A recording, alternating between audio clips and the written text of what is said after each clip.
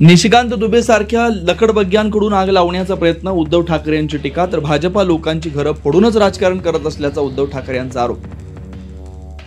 महाराष्ट्र आमची भाकर खातोय. भाजपच्या निशिकांत दुबेंनी तोडले अकलेचे तारे. महाराष्ट्राची बिहार, झारखंड आणि ओडिसाशी तुलना करून हे वाचलं. निशिकांत वक्तव्यावर फडणवीस निशब्द का? सुषमा अंधारांची विचारणा. तर बांबू दाखवून वसंत मोऱ्यांची दुबे यांना आव्हान. मनसे नेत्यांच्या प्रतिक्रियेकडे लक्ष.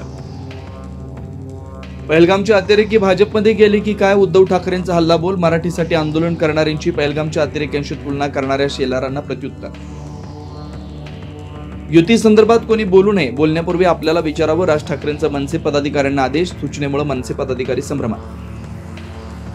छत्रपती शिवाजी महाराज आणि शंभूराजांबाबत वादग्रस्त विधान करणाऱ्या संजय गायकवाडांचा अखेर माफीनामा. चौफेर टीकेनंतर दिलगिरी. मुख्यमंत्री फडणवीसांनी वर्षा निवासस्थानी बोलावली भाजपच्या मंत्र्यांची बैठक. अधिवेशनातील कामकाज, मंत्र्यांची कामगिरी आणि स्थानिक स्वराज्य संस्थेच्या निवडणुकांबाबत करणार मार्गदर्शन. पुणे रेल्वे स्थानकासमोरील महात्मा गांधीजींच्या पुतळ्याची विटंबना करण्याचा प्रयत्न. सूरज शुक्ला नामक माथेफिरू अटकेत काँग्रेसकडून दुग्धाभिषेक.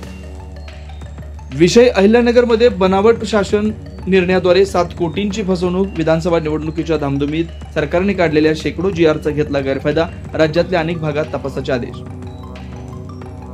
छत्रपती संभाजीनगरमध्ये शाळा आणि आरोग्य केंद्रांच्या बांधकामात गैरव्यवहार झाल्याचं मंत्री जयकुमार गोरेंची कबुली. काम नव्हतं, 2 कोटी 44 लाखांची बिलं काढल्याचा समोर.